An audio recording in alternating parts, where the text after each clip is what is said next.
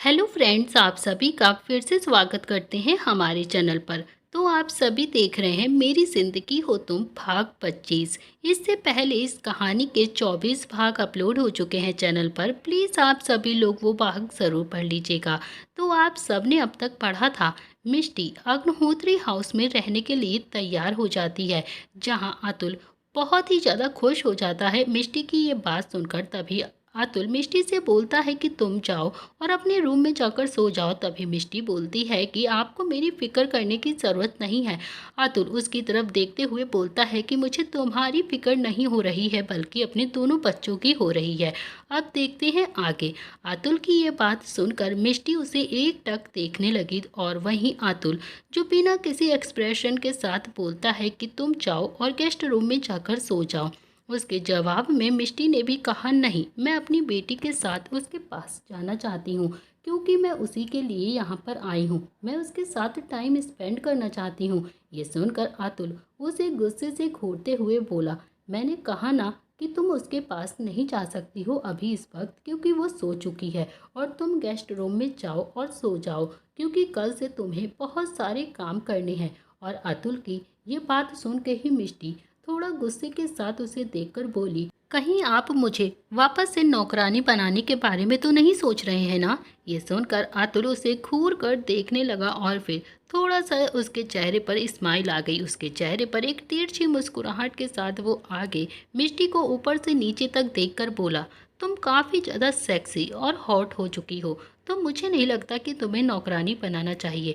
तुम्हें मैं अब नौकरानी नहीं बल्कि अपनी बेड पार्टनर बनाना चाहता हूँ। ये सुनते ही मिष्टी ने दूसरे ही पल गुस्से से अतुल के कॉलर को पकड़कर कहा, अतुल अग्निहोत्री, अपनी जुबान पर कंट्रोल रखो। मैं अब वो मिष्टी ठाकुर नहीं रही जिसे तुम अपने पैरों तले कुचल दिया करते थे, अपने पैरों की जूतियां बनाया करते थे, अपने बिस्तर पर इस्तेमाल किया करते थे। उसकी ये बात सुनकर अतुल उसे गुस्से से घूरते हुए बोला, क्यों? अगर मैं तुम्हें अपना बेड पार्टनर बनाऊंगा तो तुम क्या कर लोगी मेरा? बोलो, क्या तुम मुझे जान से मारोगी या फिर मुझे फिर से 5 साल पहले की तरह धोखा देकर भाग जाओगी? अतुल की 5 साल पहले वाली बात सुनकर अचानक से मिष्टी को बहुत ज्यादा गुस्सा आ गया और उसने गुस्से से कसमसाते हुए बोला, कितनी बार समझाऊं मैं आपको? मैंने आपको धोखा नहीं दिया है मिस्टर अग्निहोत्री। धोखा तो आपने मुझे दिया है, वो भी उस सना के साथ मिलकर। आप उसके साथ सोए थे। क्या मैं आपको सेटिस्फाइड नहीं कर पाती थी जो आप उस सना के पास चले गए? बोलिए, क्या आप इतने ज़्यादा गिरे हुए बन चुके थे मिस्टर अग्निहोत्री कि आपका एक लड़की से पेट नहीं भरा और आप दूसरी के पास चले गए? उसकी ये बात सुनते ही अब अतुल का चेहरा गुस्से से पूरा लाल हो गया था। उसने मिष्टी को कमर से पकड़कर अपने करीब खींचते हुए कहा, जस्ट शट अप। तुम्हें क्या लगता है मैं इस तरह का इंसान हूँ? क्या तुम ये सोचती हो मेरे बारे में? इसके जवाब में मिष्टी ने भी नफरत के साथ कहा, हाँ, ये सोचती तो नहीं थी मैं आपके बारे में, पर आपने 5 साल पहले मेरे साथ जो कुछ भी किया, मैं ये सब सोचने पर मजबूर हो गई। आपने मुझे धोखा दिया और फिर उस सना के साथ सोए जाकर इन सब को सोचकर आपको लगता है कि मैं आपको माफ़ कर दूंगी? कभी नहीं माफ़ करूंगी मैं आपको। इसके जवाब में अतुल ने भी दांत पीस कर कहा, तुम गलत फहमी में हो। मैं कभी उसके साथ नहीं सोया। इनफैक्ट तुम्हारे अलावा तो मैंने आज तक किसी लड़की को छुआ भी नहीं है। तो तुम ये कैसे कह सकती हो मेरे बारे में? ये सुनकर मिष्टी हंसने लगी। उसकी हंसी देखकर अतुल ने अपनी पकड़ उसकी कमर पर और भी ज़्यादा कस दी। तो मिष्टी ने दूसरे ही पल गुस्से के साथ कहा, आपको क्या लगता है मैं आपकी इन बातों पर आसानी से यकीन कर लूँगी? कभी नहीं मिस्टर अग्निहोत्री। मैं अब बेवकूफ़ मिष्टी नहीं रही जो आप मुझे बनाया करते थे। आपकी सारी बातों पर मैं यकीन करूँगी, पहले की तरह। कभी सोचना भी ना। वो फ़ोटोज़ मैंने अपनी आंखों से देखी थी और मैं उन पर ही यकीन करती हूँ।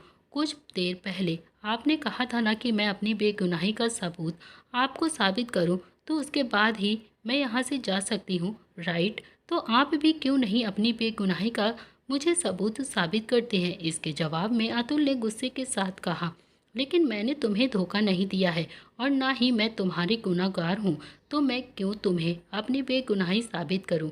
ये सुनकर मिष्टी ने कहा, इस तरह से तो मैंने भी कोई गुनाह नहीं किया है।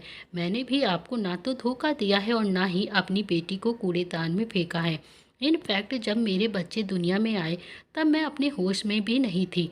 मैंने तो 1 हफ्ते बाद अपनी आंखें खोली थी और 1 हफ्ते बाद ही मैंने अपने बेटे को अपनी गोद में लिया था। इसीलिए मुझे तो एहसास भी नहीं हुआ कि 1 हफ्ते में मेरे साथ क्या-क्या हुआ और कब मैंने मेरी बेटी को कूड़ेदान में फेंक दिया। आप ही बताइए, लेकिन आपको तो मेरी बात पर यकीन ही नहीं हो रहा है ना, इसीलिए मुझे भी अब आपकी बातों पर कोई भी यकीन नहीं है। आप भी अपनी बेगुनाही मुझे साबित कीजिए, उसके बाद ही मैं आपको माफ़ करूँगी, वरना ज़िंदगी भर हमारे बीच बस यही फासले रहेंगे। ये कहकर उसने अतुल को गुस्से से दूर धक्का देकर छोड़ दिया और वो सीधे सामिया के कमरे की तरफ बढ़ गई। इधर अतुल उसे जाता हुआ देख अपने हाथों की मुट्ठियां कसकर गुस्से में बंद करते हुए बोला, बहुत ही जल्द तुम्हारी ये गलतफहमी भी दूर हो जाएगी। मैंने तुम्हें धोखा नहीं दिया है और इस गलतफहमी को अब वही दूर कर सकती है जिसने ये गलतफहमी तुम्हारे दिल में करी है।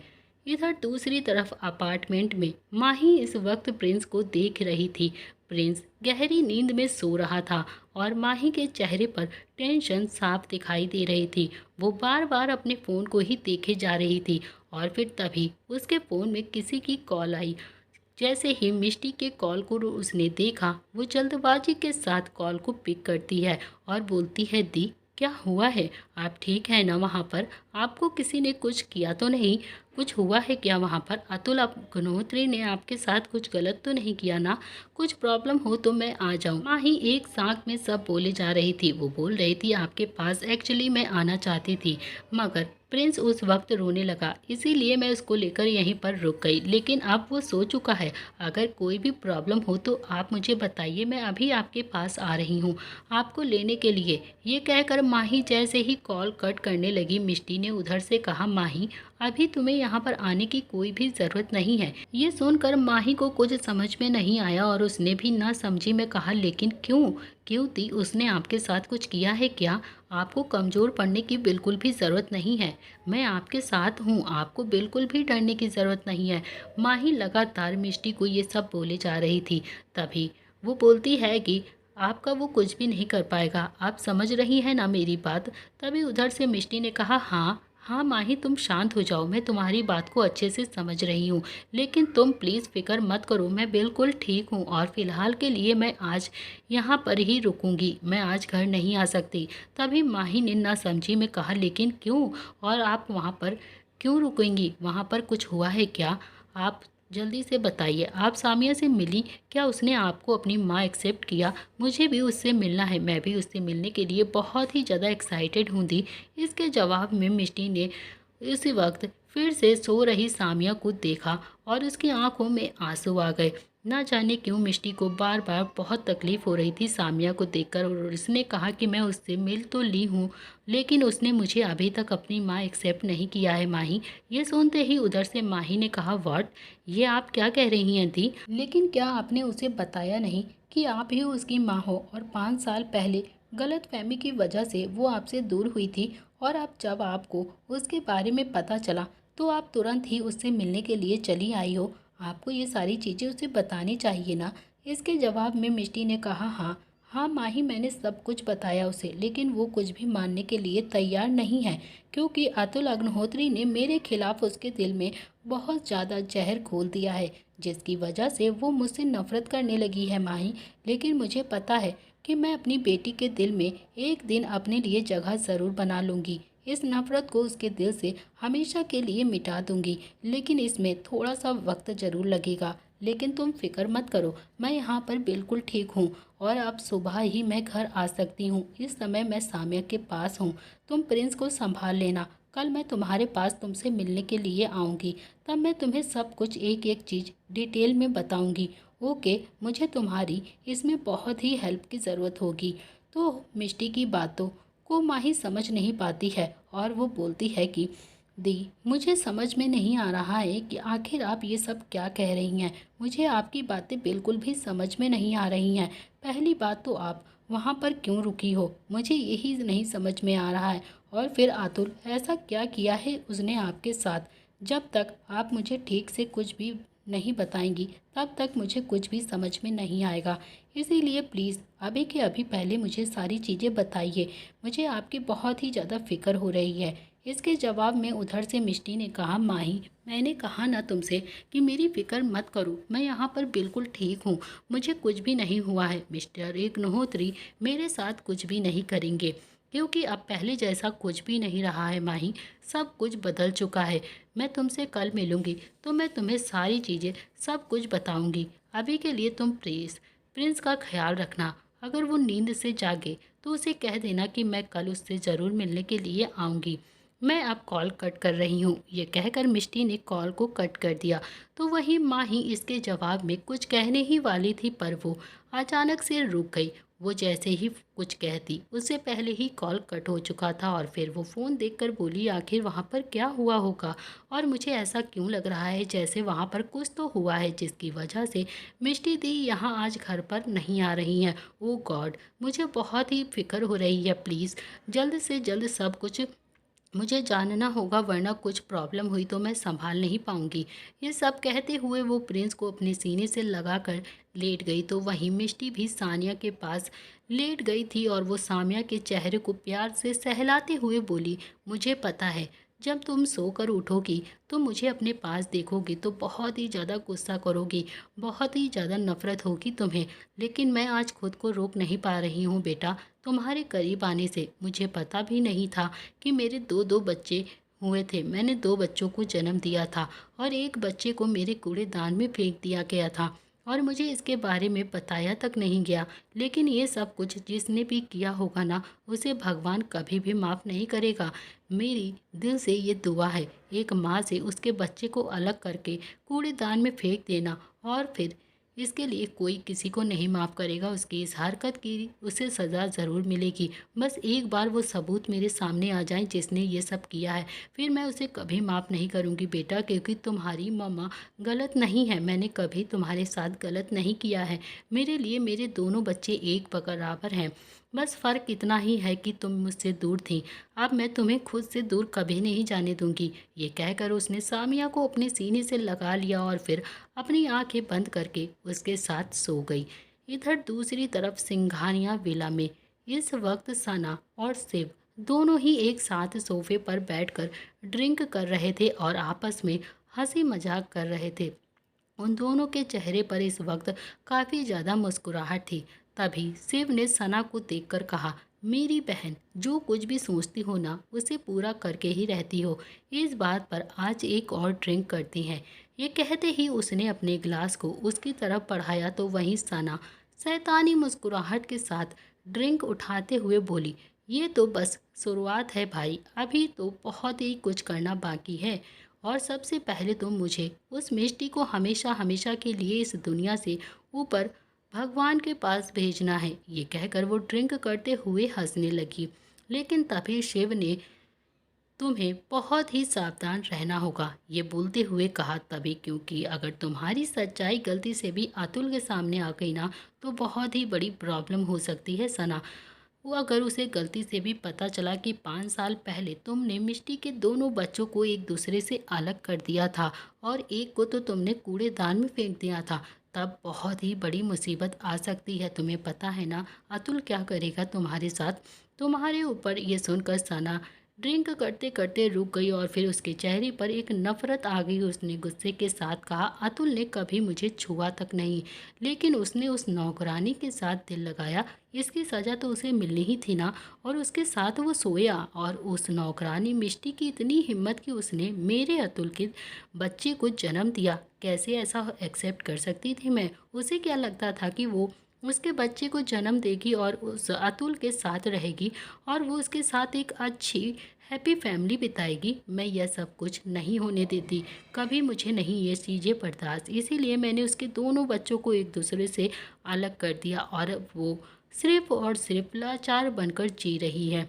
तभी इसके जवाब में शिव ने कहा, लेकिन क्या तुम्हें वाकई लगता है कि तुमने उसके दोनों बच्चों को एक दूसरे से अलग कर दिया था, जैसा कि तुमने उसकी बेटी को तो कूड़ेदान में फेंक दिया था, लेकिन उसके बेटे के साथ तुमने क्या किया था? ये तो तुमने आज तक मुझे नहीं बताया। ये सुनकर सना के चेहरे पर कुछ अलग ही भाव आने लगे थे और फिर वो कुछ सोचकर बोली, मुझे अच्छे से याद है कि जब मैंने हॉस्पिटल से उसके दोनों बच्चों को चुराया था तब वो होश में नहीं थी और तब मैंने उसकी बेटी को तो कूड़ेदान में फेंक दिया था और उसके बेटे को मैं लेकर वहाँ से एक राम मंदिर की तरफ बढ़ गई थी। वहाँ पर सिर्फ रास्ते में वही एक मंदिर था जो काफ़ी ज़्यादा बड़ा था और वहाँ कोई भी नहीं था। मैंने उस मंदिर के आसपास ही उसके बेटे को भी फेंक दिया था। मुझे तो लगता है कि उसे वहाँ के गली के कुत्ते उसे मारकर खा भी गए होंगे और उसका नामो निशान भी मिटा दिया होगा। ये सुनकर अब शिव भी जोर जोर से हंसने लगा और तो वहीं सावना के मुंह पर भी एक शैतानी तरीके की हंसी आने लगी और वो भी शैतानों की तरह हंसने लगी जोर जोर से। अगला दिन अपार्टमेंट में सुबह हो चुकी थी और इस वक्त माँ ही प्रिंस को जगाने की कोशिश कर रही थी, लेकिन उसके दिमाग में बहुत ही सारी बातें चल रही थी। उसे बहुत ही अजीब अजीब महसूस हो रहा था। फिर उसने आखिर में अपने आप को शांत किया और प्यार से बोली, प्रिंस बेटा सुबह हो गई है, आपको अपने स्कूल भी तो जाना है ना, चलो जल्दी से उठ जाओ। ये कहकर उसने उसके बालों को सहलाया तो आखिर में प्रिंस ने भी अपनी आंखें धीरे धीरे से खोली और आंखें रब करते हुए उसकी आंखें पूरी तरह से खुलते ही उसने प्यारी सी स्माइल के साथ कहा, गुड मॉर्निंग मासी। माही ने उसके माथे पर किस करते हुए कहा, गुड मॉर्निंग बच्चा, चलो जल्दी से रेडी हो जाओ, मैं आपको आज स्कूल ड्रॉप करूँगी। ये सुनकर प्रिंस ने अपना सर हाँ में हिला दिया और वो जल्दी से बेड पर उठकर बैठ गया। लेकिन तभी जब उसने इधर उधर आसपास देखकर, मासी पर मम्मा कहाँ है? प्रिंस की ये बात सुनकर माही ने पहले तो कुछ सोचा और फिर बोला, मम्मा तो आपकी सुबह सुबह ही काम पर चली गई बेटा। उन्होंने मुझसे कहा था कि मैं आज आपको स्कूल पे छोड़ दूं, इसीलिए आप चलो जल्दी से रेडी हो जाओ, फिर मैं आपको स्कूल छोड़ देती हूँ। ये सुनकर प्रिंस ने मुंह फुलाते हुए कहा, मुझे मम्मा से मिलना था मासी, कल भी वो मुझे छोड़कर चली गई थी और मैं उनसे नहीं मिल पाया था और फिर से आज वो मुझे छोड़कर चली गई। ये सुनकर माही ने बहुत ही प्यार से कहा, बेटा फिक्र मत करो, मैं आपको आज ज़रूर आपकी मम्मा से मिलाने लेकर चलूँगी। ओके, मैं आपसे प्रॉमिस करती हूँ। अब जल्दी से जाओ, आप रेडी हो जाओ, लेकिन पहले आपको स्कूल जाना होगा ना। तभी ये सुनकर प्रिंस ने कहा, मासी क्या आप मुझे से एक प्रॉमिस करोगी? ये सुनकर माही ने ना समझी में कहा, हाँ हाँ बेटा, लेकिन कैसा प्रॉमिस? इसके जवाब में प्रिंस ने कहा, मुझे आप प्रॉमिस कीजिए कि आप उन बुरे अंकल से मेरी मम्मा को बचाएंगी। बुरे अंकल का नाम सुनकर माही को कुछ समझ में नहीं आया और माही ने कन्फ्यूजन से कहा, तुम किसकी बात कर रहे हो प्रिंस? मुझे नहीं कुछ समझ में आ रहा। तभी प्रिंस ने मुंह फुलाकर कहा, मैं उस बुरे अंकल की बात कर रहा हूँ मासी, जो उस दिन घर पर आए थे और मेरी मम्मा के साथ उन्होंने बदतमीजी की थी, उन्होंने उनसे लड़ाई की थी। इसीलिए मैं चाहता हूँ कि आप मेरे साथ मिलकर मेरी मम्मा को प्रोटेक्ट करो। उसकी ये बात सुनकर अचानक से माही के दिमाग में अतुल का ख्याल आ गया। उसने कहा, ओ तो आप उसकी बात कर रहे हो बेटा? इसके जवाब में प्रिंस ने भी अपना छोटा सा सर हाँ में हिलाते हुए कहा, हाँ मैं उन बुरे अंकल की ही बात कर रहा हूँ मासी, वो बहुत ही बुरे हैं और वो मेरे डैडी हैं। क्या ये सच है क्या मासी? ये सुनते ही माही हैरानी से बोली, व्हाट? ये आप क्या कह रहे हो प्रिंस? क्या अतुल ने आपसे ये सब कहा था? इसके जवाब में प्रिंस ने कहा, हाँ लेकिन मम्मा ने अभी इसके बारे में मुझसे कुछ भी नहीं कहा है मासी, इसीलिए मुझे इस बात पर बिल्कुल भी यकीन नहीं है, क्योंकि जब मम्मा कहेंगी और आप कहोगी तभी मैं इस बात पर यकीन करूँगा कि वो बुरे अंकल मेरे डैडी हैं। पर वो बहुत ही ज़्यादा बुरे अंकल हैं, उन्होंने मम्मा को बहुत रुलाया, इसीलिए वो मुझे पसंद नहीं। ये कहकर वो अपनी जगह से उठा और सीधा वॉशरूम की तरफ चला गया। उसकी सारी बातें सुनकर माही काफ़ी ज़्यादा हैरान थी और उसे थोड़ा थोड़ा गुस्सा भी आ रहा था। उसने हैरानी से कहा, ओ तो इसका मतलब वो सब कुछ प्रिंस के सामने हुआ था, इसीलिए प्रिंस को अतुल पसंद नहीं है। लेकिन प्रिंस को मैं कैसे बताऊं कि अतुल ही उसके डैड हैं और ये सच है, पर वो तो अभी मानने के लिए तैयार ही नहीं है अतुल को अपना डैड। ये चीज़ तो अब बहुत ही ज़्यादा कॉम्प्लिकेटेड हो गई है। मुझे सब कुछ अब बहुत ही अच्छे से संभालना होगा, तभी शायद कुछ सही हो पाएगा। ये सब सोचते हुए उसने अपना फ़ोन निकाला और डायरेक्ट ही मिष्टी के पास कॉल डायल कर दिया। इधर दूसरी तरफ अग्निहोत्री पैलेस में मिष्टी इस वक्त सामिया के कमरे में सामिया को अपने सीने से लगाए हुए गहरी नींद में सो रही थी। उन दोनों को देखकर ऐसा लग रहा था जैसे वो दोनों हमेशा से ऐसे ही साथ में सोती हैं, और वहीं सामिया भी उसके सीने से चिपक कर गहरी नींद में सो रही थी। पर तभी मिष्टी का फ़ोन रिंग करने लगा। इससे फ़ोन रिंग की आवाज़ से वो अपनी नींद से जाग गई, और नींद से जागते ही उसने तुरंत ही सामिया को सबसे पहले देखा, जो कॉल की आवाज़ से कसमसा रही थी और ऐसा लग रहा था जैसे वो अभी उठ जाएगी। जिसे देखकर उसने तुरंत ही टेबल से अपना फ़ोन उठाया और फिर माही के कॉल को देखकर उसने जल्दी से फ़ोन पे मैसेज टाइप किया, I will call you later. इसके बाद उसने जल्दी से कॉल को कट कर दिया ताकि सामिया जागे ना, और फिर उसने प्यार से सामिया के माथे पर किस करते हुए बोला, गुड मॉर्निंग बच्चा। तभी सामिया ने भी अंगड़ाई लेते हुए अपनी आंखें खोली, लेकिन टुकुर टुकुर उसने जैसे ही मिष्टी को देखा वो एक सेकंड के लिए मिष्टी को देखती ही रह गई। तभी उसने थोड़ा सा मुंह बनाते हुए कहा, आप कौन हैं? ये सुनते ही मिष्टी हैरान हो गई और उसे समझ में नहीं आ रहा था कि आखिर सामिया ऐसे क्यों बोल रही है, और वो हैरानी से बोली, बेटा ये आप क्या कह रही हैं? मैं आपकी मम्मा हूँ, कल ही तो मैंने आपसे बताया था ना। तभी ये सुनकर सामिया को कल जो कुछ भी हुआ था वो सब कुछ याद आ गया, और सोकर उठने के बाद वो खुद एक सेकंड के लिए अपनी पुरानी मेमोरीज़ को भूल जाती थी। लेकिन जब मिष्टी ने यह सब कुछ कहा तो उसे सब कुछ याद आ गया, और फिर दूसरे ही पल उसने गुस्से के साथ कहा, मगर आप यहाँ पर क्या कर रही हो? मैंने आपसे कहा था ना कि मैं आपको अपनी मम्मा नहीं मानती हूँ, मैं आपसे नफ़रत करती हूँ। आप मेरे पास क्यों आई हो? आप यहाँ पर क्या कर रही हो मेरे बिस्तर पे?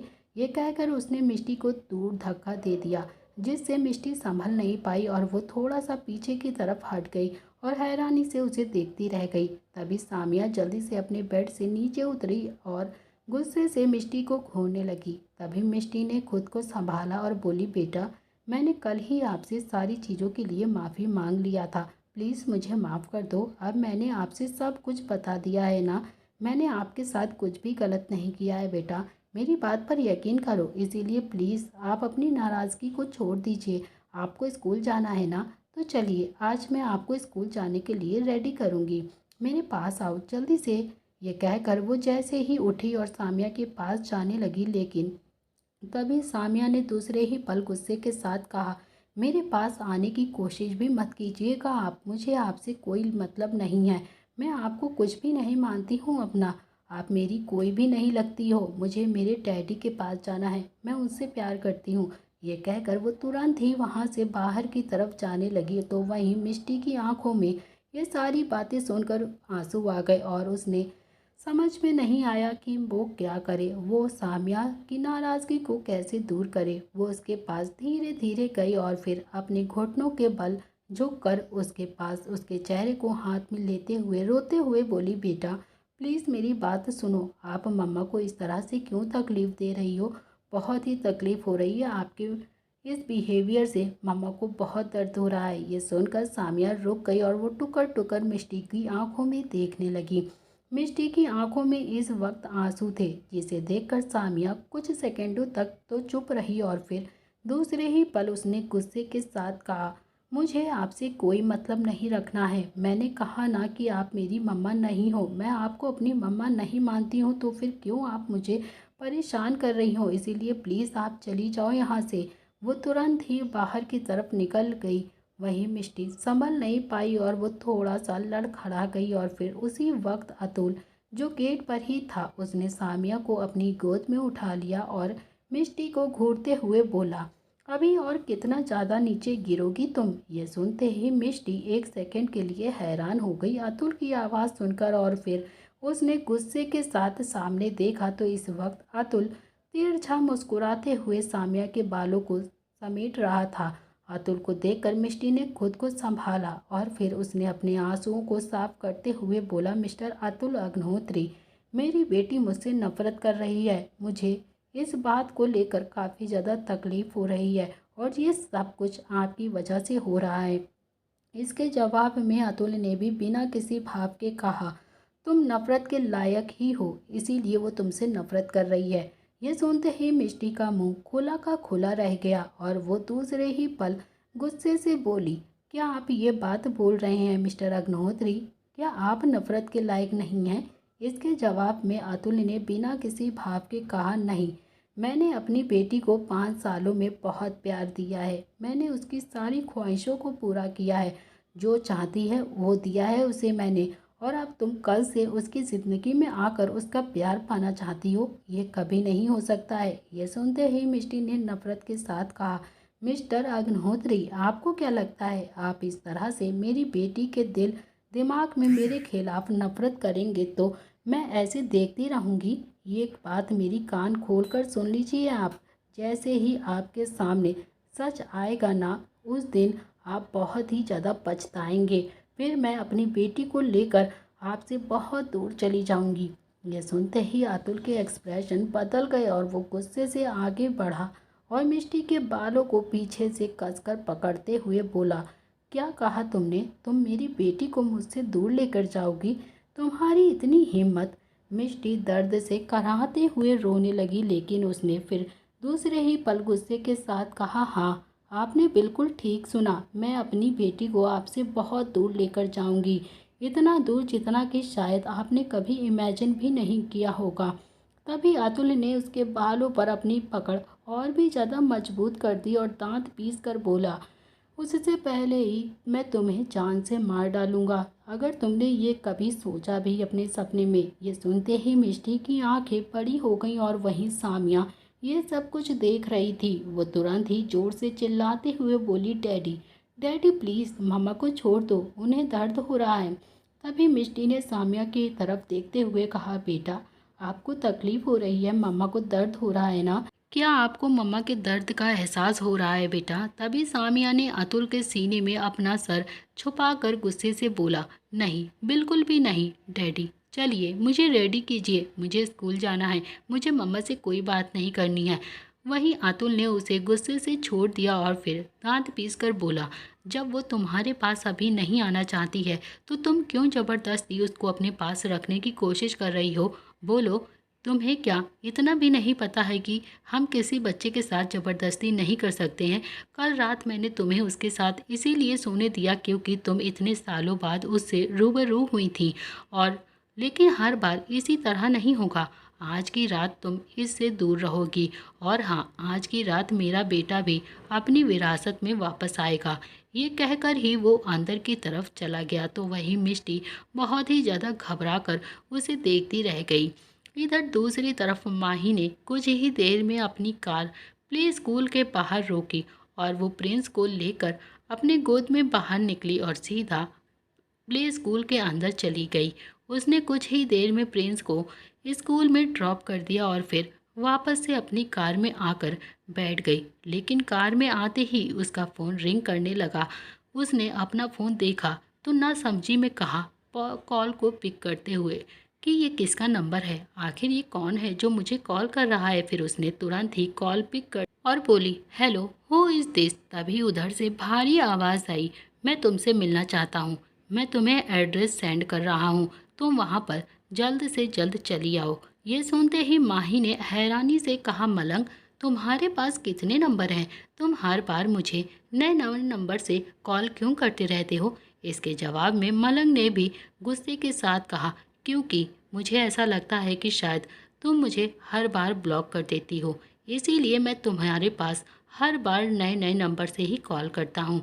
ये सब सुनकर अब माही ने अपने सर पर हाथ रखकर थोड़ा स्माइल के साथ कहा, गहरी सांस लेकर बोला, यू नो वॉट मलंग, तुम कभी कभी बच्चों जैसी ही हरकतें करते हो। तुम जता ही देते हो कि तुम सच में मुझसे उम्र में छोटे हो। ये सुनते ही उधर से मलंग ने भी थोड़ा गुस्से के साथ कहा, हाँ, अब मैं जो बोल रहा हूँ चुपचाप से वो करो, वरना मैं तुम्हें अच्छे से बताऊंगा कि आखिर एक उम्र में छोटा इंसान भी उम्र में बड़ी लड़की के साथ क्या क्या कर सकता है, जो वो कभी सोच भी नहीं सकती है। और वैसे भी तुम्हें ये चीज़ बताने की बिल्कुल भी ज़रूरत नहीं है। तुम शायद भूल रही हो, हमारी रातों को अच्छे से जानती हो ना, हमने कितनी मधोश और हसीन रातें एक साथ गुजारी हैं। माही का चेहरा पूरा गुस्से से लाल हो गया था और फिर उसने दूसरे ही पल थोड़ा चिढ़कर कहा, ये सब छोड़ो, पर ये बताओ तुम मुझे क्यों बुला रहे हो? क्या काम है तुम्हारा जो मुझे तुम इस तरह से बुला रहे हो? और वैसे मैं तुमसे मिलने के लिए क्यों आऊँ? आखिर क्या वजह है तुम्हारे पास? तभी मलंग ने उधर से कुछ कहा और माही घबराते हुए बोली, व्हाट आर यू सीरियस? मैं अभी के अभी आ रही हूँ। इसके बाद वो उसने तुरंत ही कॉल को कट कर दिया और वो तुरंत ही अपनी कार में बैठ गई और दूसरे ही पल वो कार लेकर जल्दबाजी के साथ वहाँ से निकल गई। आखिर माही से मलंग ने क्या कहा जिसकी वजह से वो झट से अपनी कार लेकर सीधा उससे मिलने के लिए निकल गई? आखिर क्या होने वाला है मलंग और माही के बीच, अब देखना बाकी है। तो दोस्तों, अब आएगा खेल में असली मज़ा।